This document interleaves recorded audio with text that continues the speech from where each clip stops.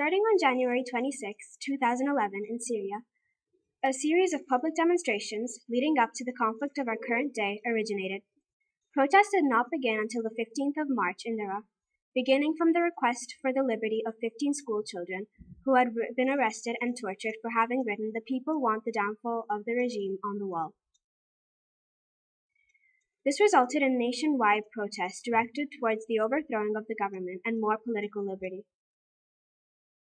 The protestants called for an end to oppression and poverty in the country. The revolt, promoting democracy and an end to autocracy, was inspired by the previous revolutions of Egypt and Tunisia. After about 4 decades under the rule of al-Assad, the population has united to make a statement. Through the years, the army grew increasingly important in the political aspect. Previous protests have demonstrated the action of the military. In 1953, a protest originated in which the previous president ordered the army to kill protesters. When he was overthrown and the power given to the civilians for the free elections, the nation elected Hassan al-Assad, who passed the power to his son, Bashar al-Assad, leading to the beginning of the current regime.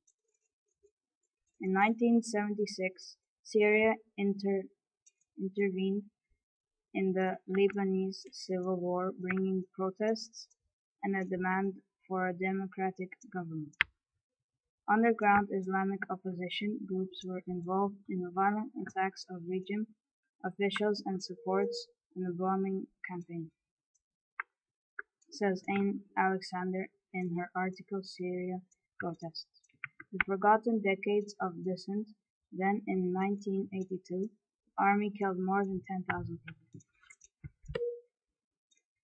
The role of the military in the recent Syrian revolution took place on March 18, 2011, date in which death began. The president refused to resign and ordered direct attacks from the army, and by May, the death toll was 1,000 people. With the continuous deaths of a greater amount of people, more began to protest against the government. The issue of the deaths was said to be the result of terrorists. The regime is using children as human shields so that tanks and armored vehicles can storm residential areas, says the Syrian National Council that claims the death of 250 individuals in a 48-hour period of time.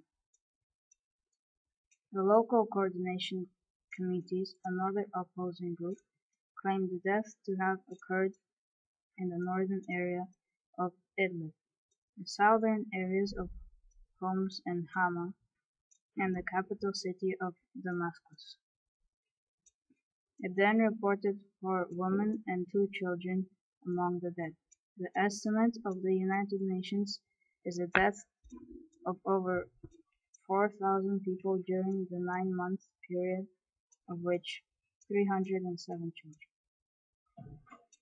Violence originated after the acceptance of an Arab League aimed at the ceasing of conflict between the government and civilians. Many individuals from the armed groups are said to have joined the opposition. President Bashar al-Assad was surrounded by politics since he was a child in his home, when his father, Hafez al-Assad, had taken presidency over Syria during the corrective revolution in 1970.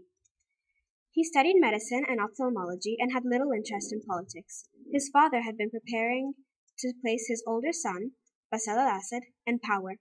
Yet in 1994, Bashar was called to join the army after his brother's unexpected death in a car accident. As a result, Hafez al-Assad began preparing Bashar by providing military protection, building his image, and bringing him to familiarity with the ways of running a country.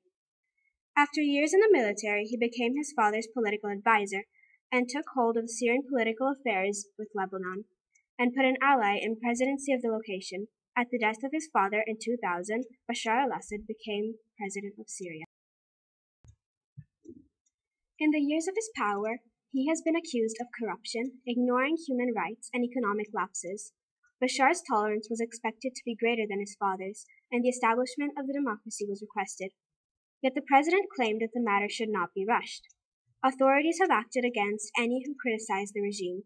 Furthermore, the Committee to Protect Journalists claims Syria the third worst country in which to assume the role of a blogger, due to the consequences of previous writers on the web. On their website, the Human Rights Watch claim that between January 2007 and June 2008, the SSSC sentenced at least 10 writers and bloggers who had criticized the authorities, and that overall, the court convicted 153 defendants on the basis of overbroad security provisions that violate basic rights to freedom of expression. The Human Rights Watch has documented extensive human rights abuse, torture, and summary executions in Tadmor prison, a facility used to detain thousands of political prisoners in the 1980s. Therefore, the years before the 2011 revolution had been hard on Syria under the al-Assad rule. The Syrian news agency reported a great many people crowding to polling stations. With no means of defense, a free Syrian army was constituted by the civilians. Support from the international community lacked of some areas. The NATO refused to support Syria in order to avoid any further violence after the bombing campaign it led in Libya. Furthermore, the situation in Syria is said to be different from that of Libya, in which there was support from many more Arab countries. Meanwhile, problems served as obstacles to the population. Warnings of the president about economic collapse, unemployment, poverty, and ease of price of food. It is estimated that the rise of unemployment is more than 20%.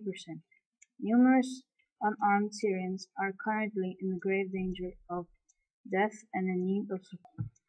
It is therefore essential to raise awareness of the situation and spread the message in order to help people realize the importance of this issue.